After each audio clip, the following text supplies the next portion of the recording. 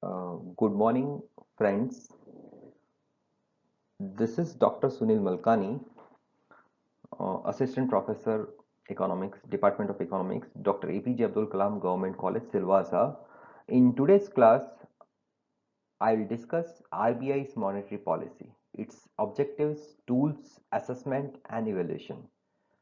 How RBI works in India, how its monetary policy is, um, works, what are its objectives, what are its tools, how we can assess it, and how we can uh, evaluate it based on the objectives, because any policies evaluation generally done on the effectiveness of its goal achievement power.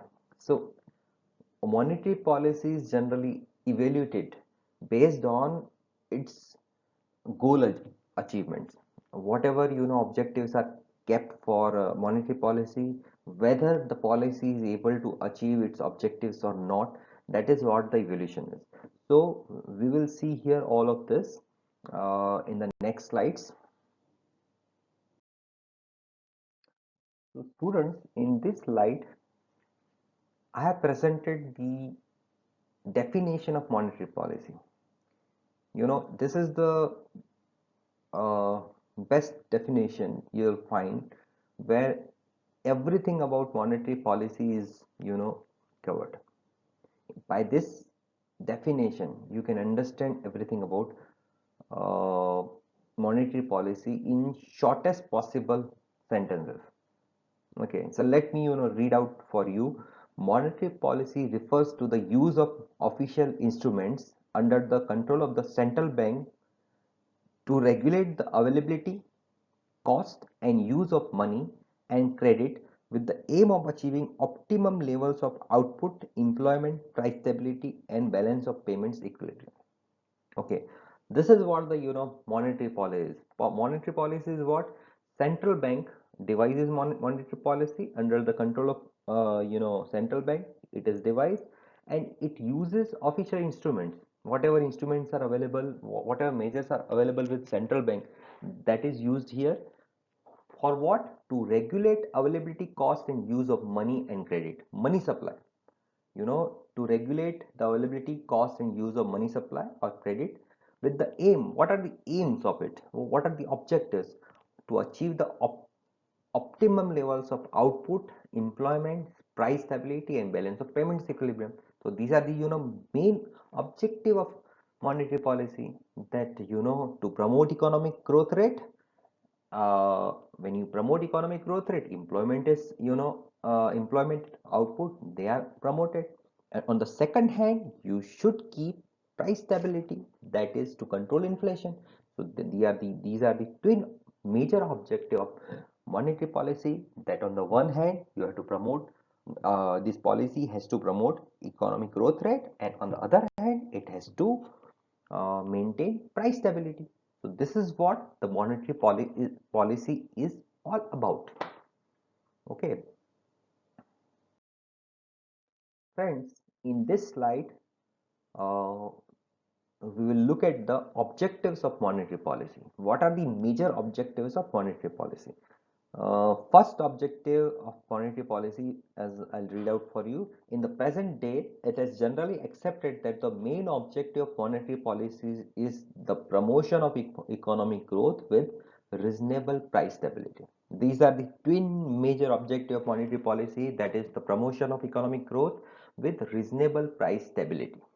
Okay, in other words, monetary policy has to be directed towards attaining a high rate of growth while maintaining reasonable stability of the internal purchasing power of the economy. So, on the one hand, the high rate of growth has to be achieved, has to be promoted. At the same time, internal purchasing power of the money has to be stabilized. Okay, stabilized means there should be price stability. The central bank attempts to ensure an adequate level of liquidity to support the rate of economic growth envisaged and to assist in the fullest possible utilization of resources without generating inflationary pressures. Okay, so central bank's main work is to ensure adequate level of liquidity to support the rate of economic growth. To support the system, it has to uh, ensure the adequate level of liquidity in the system. Okay, and also to assist in the possible fullest possible utilization of resources. Okay, economy has to, achieve the fullest possible utilization of resources for, you know to achieve the to promote the rate of economic growth rate. But here, another, what another point is, without generating inflationary pressure should not be generated. Okay, so in the all the, here paragraphs, you can find there are two major objectives of monetary policy: promoting economic growth rate and price stability.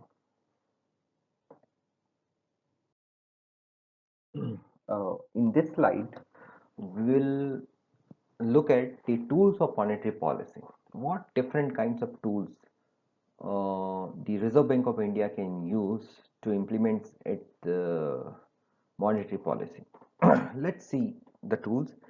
Uh, you can see that there is bank rate, there is cash reserve ratio, that is CRR, that is there is statutory liquidity rate ratio SLR, repo rate and reverse repo rate, open market operations, change in margin requirements, and moral suasion. These are the general tools of monetary policy. Here you can see that the bank rate, CRR, SLR, repo rate, reverse repo rate, and open market operation. These are the quantitative tools or measures of monetary policy, whereas in change in margin requirements and moral suasion are the qualitative measures or tools of monetary policy. This differentiation should be clear to you. Okay, now let's first see look at the quantitative measures of monetary policy. First measure is bank rate, BR. This bank rate is what, this bank rate is the rate at which RBI lends to commercial banks. Commercial banks may borrow for long term from RBI on the rate which is called as bank rate. Okay, so this is the lending rate of RBI to the commercial banks for the long term. Okay, long run. So this rate, change in this rate leads to uh, increase or decrease of the credit by commercial banks.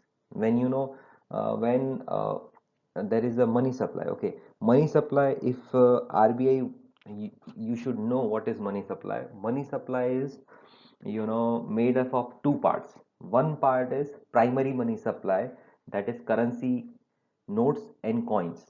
Okay, that is, controlled by RBI and government, you can understand.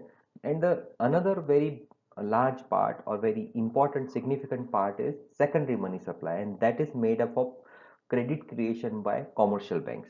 Commercial banks create the secondary money supply by its credit creation process. Okay, so this secondary money supply is you know uh, controlled or regulated by this tools of monetary policy. So bank rate, how it controls it? The commercial banks will be giving more credit or more lending.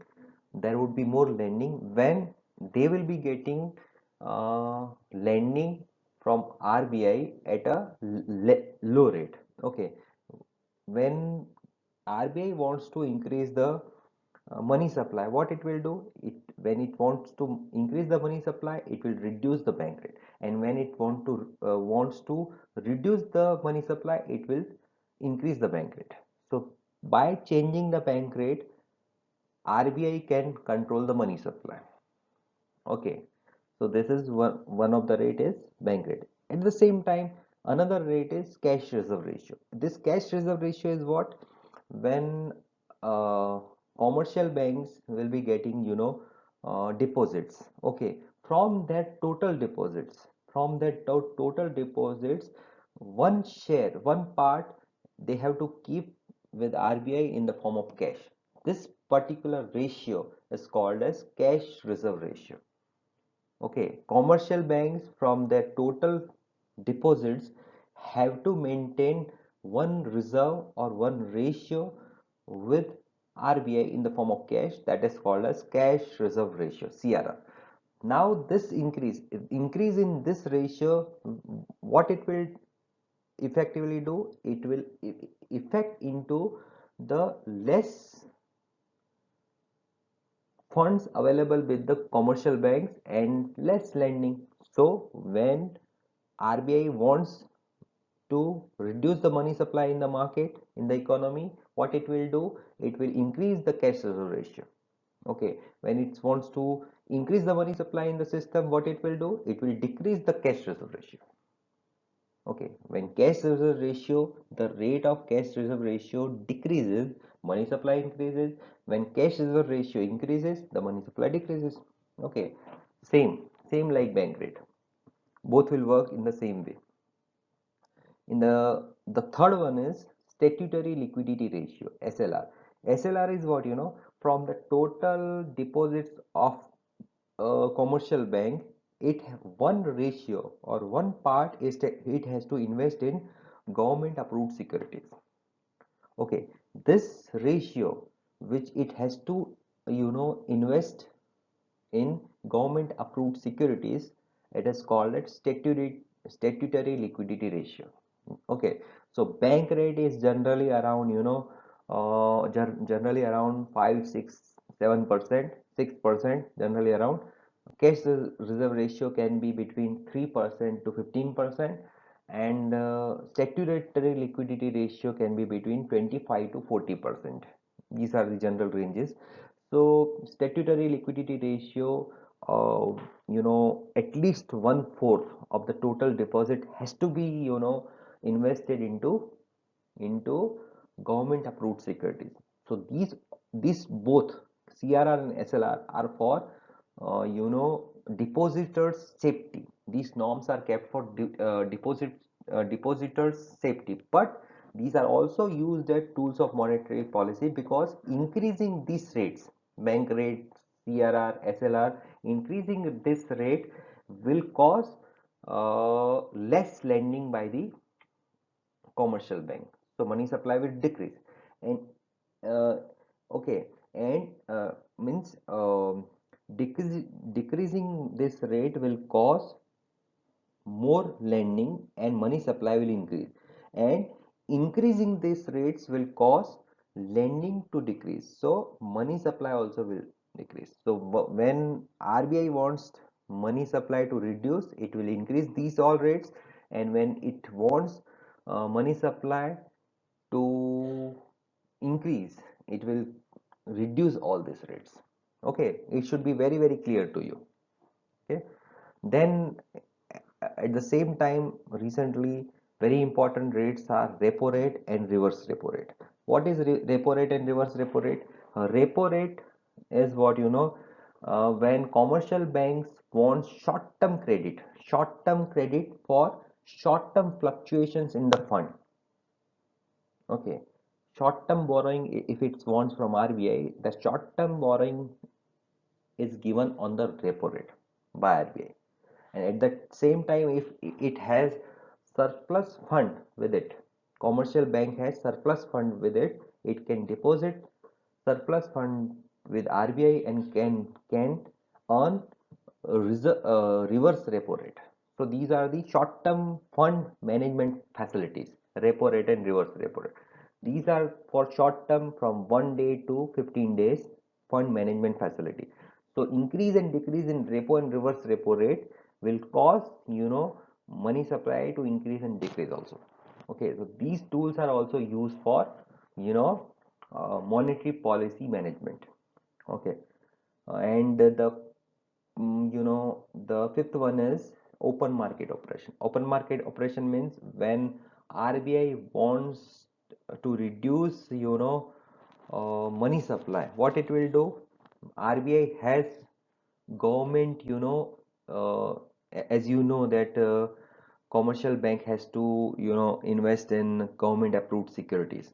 Okay, at the same time, RBI will have also these kind of securities. So what it will do when it wants to reduce the money supply in the system? What RBI will do? RBI will sell the government approved securities in the market, open market. So commercial banks will purchase this definitely. So from commercial banks, the money will go to RBI, and it means RBI will suck the liquidity from the system. And in this way, what will happen? Uh, Money supply in the system will reduce. Okay, and if it wants to increase the money supply in the system, what it will do? It will buy the government approved securities from commercial banks. So what will happen? Commercial banks will get the liquidity in return. So liquidity in the system will increase, money supply in the system will increase. तो यहाँ पे दोस्तों हमने क्या पढ़ा? Tools of monetary policy. Tools of monetary policy में क्या है? बैंक रेट है, CRR है, SLR है, repo rate, reverse repo rate, open market operation. Bank rate का मतलब क्या है? जो RBI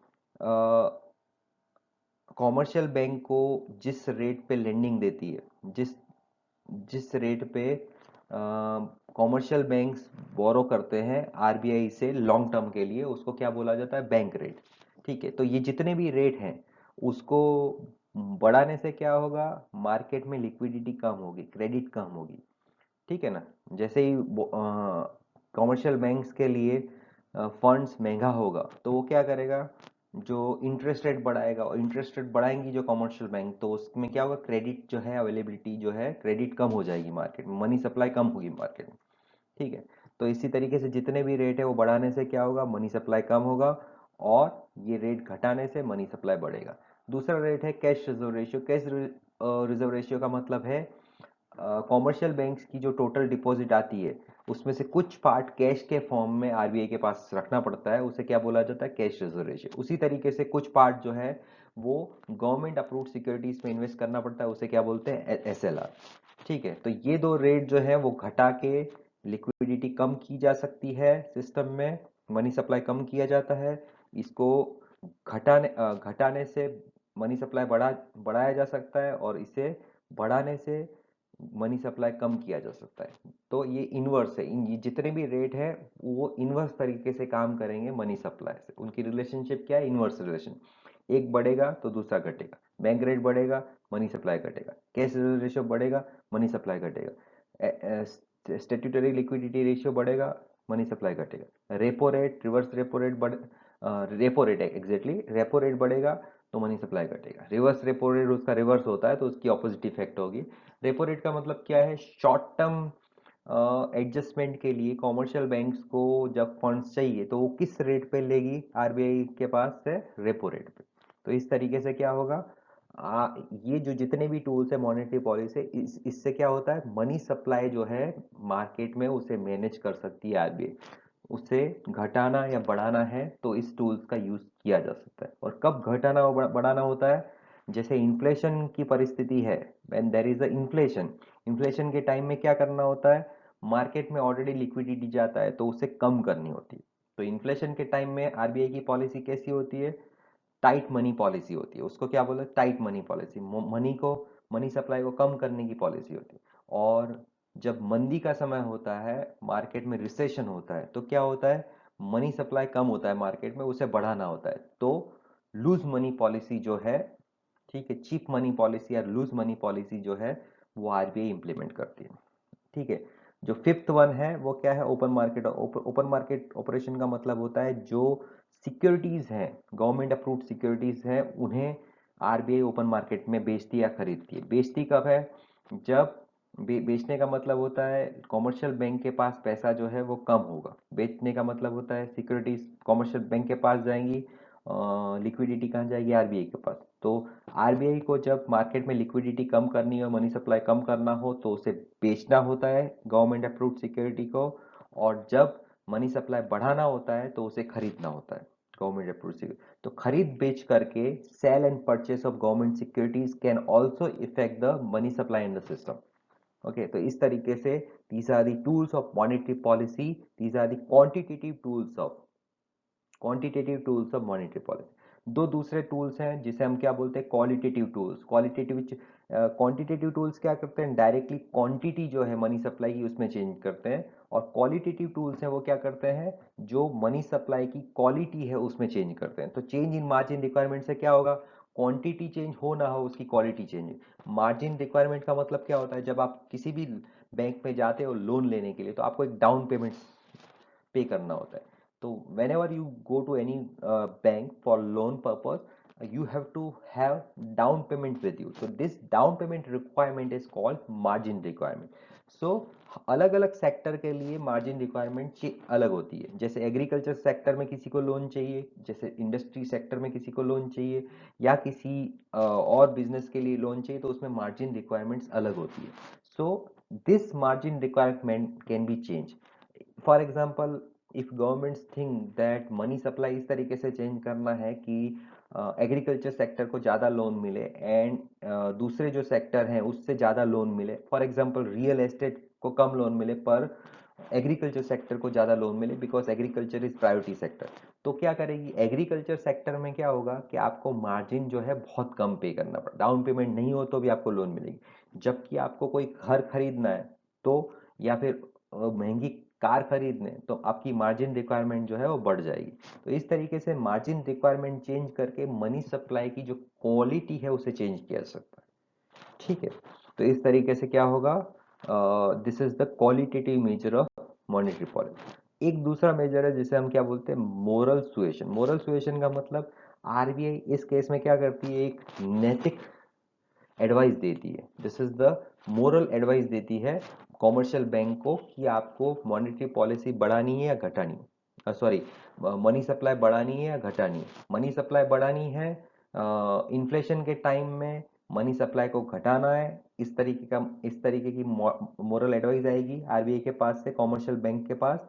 और रिसेशन के टाइम में, डिप्रेशन के टाइम में, मंदी के टाइम में मनी सप्लाई बढ़ाने का एक मोरल एडवाइस आएगी। तो इस तरीके से जो है, क्यों क्यों मोरल एडवाइस क्यों इंपॉर्टेंट है, बिकॉज आरबीआई को कॉमर्शियल बैंक्स अपना लीडर मानती है। तो लीडर जो होता है, रेगुलेटर जो होता है, उसकी एडवाइस जनरली मानी जाती है। तो इस तरीके से आरबीआई के पास ये सब मेजर है। RBI has all this tools of monetary policy to implement its monetary policy. Okay, so it is very important to understand these tools of monetary policy. Once you understand the objectives and tools of monetary policy, then definitely we can evaluate the monetary policy. In the next slide, friends, in this slide we will have evaluation of monetary policy of RBI.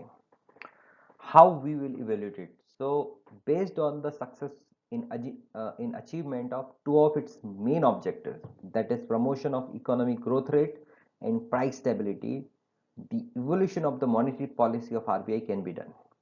Okay, it is very clear that based on the objective achievement we can evaluate the policy. So as far as first objective is concerned, first objective, promotion of economic growth rate. Okay, that objective is concerned, the role of RBI is creditable. The RBI has established number of institutions of development finance catering to the need of different sectors of the economy. For example, NABARD, SIDBI, IDBI, etc. National Bank for Rural Agriculture and Rural Development, NABARD, Small Industrial Development Bank of India, SIDBI, and Industrial Development Bank of India, IDBI. All these banks are the subsidiaries and established by the RBI, and it cater to the need of development finance for different sectors of the economy, very important sectors of the economy. It has also promoted growth of different sectors through increasing the availability of development finance through its subsidiaries, these all subsidiaries, or through different banks with influence of its monetary policy. Always, it has encouraged the development finance through its subsidiaries and through different banks. with its monetary policy. But it should be noted that the process of economic growth is a multi-dimensional process. Though it's, RBI's role is very important, it has taken a lot of steps, and its role is creditable, but you should understand that process of economic growth is a multi-dimensional process. So many factors apart from RBI's monetary policy affect this. So the RBI's role is always limited in this regard. You cannot expect very much in this regard from RBI. In this slide, we'll talk about RBI's monetary policy evolution in terms of second objective. Second objective is about price stability. RBI has to maintain price stability in the country. That is one of the very important objective, and recently it is one the most important objective of RBI monetary policy. So if you see, if you evaluate since the time of independence, what you will find, let me read out for you. Since independence, the RBI's role in price stability has been a really difficult one. To hold the price line, the RBI employs several credit control instruments like bank rate, statutory liquidity ratio, cash reserve ratio, repo and reverse repo rate, selective credit controls, etc. However, while diagnosing the disease of price rise in India, one cannot establish a positive link between money supply and price level. Okay, there are many other reasons, uh, you know, except, there are many more reasons other than, RBI's monetary policy and money supply management responsible for inflation in India. That is that is limiting the role of RBI's monetary policy. But here I should tell you that uh, RBI's the deficit financing, policy, which was, the government of India was financing its budget deficits through, RBI. That was one of the reason in the first phase of planning up to 1997. Okay, one of the very important reason for rise in India, because mismanagement of money supply due to, deficit financing, and this, because of this reason, uh, there was a high inflation rate in the country up to that point of time. After that, in 1997, the Ways and Means Advances Act was passed by Parliament, and through this act, the deficit financing system was stopped or abolished. And then, later on, the government can only finance its deficit through other means, or it can take borrowing from RBI, but it has to return within a specified period of time. So, the issuing of new notes and financing deficit was actually, that practice was stopped, and due to that, money supply management part of RBI was improved. And here we can also understand that there are periods when the extremely high rates of inflation were caused by reasons for price rise besides increasing money supply. So this, there are not only, the money supply and increase in money supply is responsible for inflation. There are many other reasons. That is what the role of monetary policy in combating inflation in any country is strictly limited, and that monetary policy can be effective only when it is used in conjunction with only fiscal and other income policy. So here what I want to say is, RBI's role in achieving this objective was limited because of many other reasons, because of government policies, because of, other policies of government like fiscal policy, income policy, international trade policy, other policies also. And also, there are many other reasons which are beyond control of RBI. Like there are global trends, global influences which affect the price rise in India. So those all reasons are also very important. So we have to evaluate RBI's monetary policy uh, in this context. Okay, both the objectives, in both the objectives where somewhere RBI has played its part and has been successful, but in many ways RBI's monetary policy could not work because of other limiting factors. So in this way you can understand the evolution of RBI's monetary policy. As I told you in the previous slide that there are so many limitations of RBI's monetary policy. Let's conclude our this lecture by showing the limitations of RBI's monetary policy. Uh, First limitation is inflation in India is caused by both exogenous and endogenous forces. For instance, non-stop population growth, demand for higher wages, etc., pull up the price level. Secondly, monetary policy instruments of RBI lose their edge because of the existence of unorganized and unregulated indigenous money market. RBI's monetary policy is effective only in the organized component of the money market. This is also one of the very important reasons. Third, the growth of black money is really thwarting the RBI's monetary policy objective. These are the limitations. Apart from these limitations, I would say that there are many other reasons for price rise. There are many other reasons for growth rate increase. So to promote economic growth rate or to maintain price stability, RBI's monetary policy should be complementary, not the all and all. It should be complementary. It should be in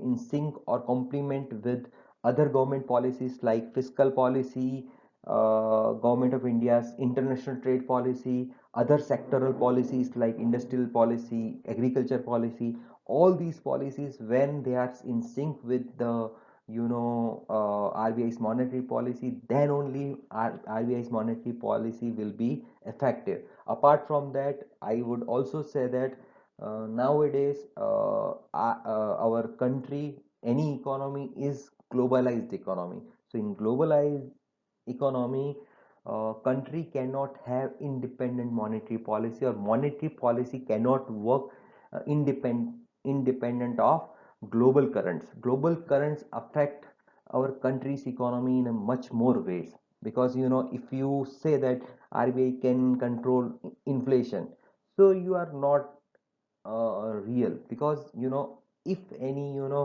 international factors affect, there are changes in international currents, and then these international currents affect price level in India very much. So uh, even though RBI does a very good job, but still if there are unfavorable international currents, then there would be a high prices in India, as it happened in many times. So we have to understand the limitations of monetary policy of RBI, and has to give its some leverage for it. And apart from that, you can also understand that if I tell you the steps taken by government to improve the functioning of RBI, I'll tell you in 1997, the government of India, the parliament has passed the Ways and Means Advances Act, where the practice of deficit financing was stopped, and that gave RBI much much power for its monetary policy. Apart from that, in 2015, again monetary policy committee was uh, established through the act of parliament, and this committee is uh, is supposed to do its work very independently, and that kind of powers were given to this. And the this committee has to see whether price stability is maintained in India or not. 4% price rise inflation rate has to be, maintained by this committee, and 2% up and down, up or down, minus and plus, relaxation was given up to 2%. There is no problem in any, untowards or like, if there is a change, that there is a situational problem, then 2 up to 2% the inflation rate go up or down, but it has to maintain in that range, means from 2 to 6% the inflation rate has to be maintained. If it goes beyond this range, then this MPC, monetary policy committee, has to give written reply. It has to give explanation in written to the parliament that why there is a breakage of this range. So monetary policy committee has to maintain the inflation rate in the country. So after this parliamentary act in 2015, our monetary policy, uh, actually what we can say that RBI has been given much power, or you can also say that RBI has made more autonomous, which was actually prescribed in the constitution itself, that yes, RBI has to be the autonomous body which regulate the money supply in the system, which regulate the banking system in the system, banking structure in the system.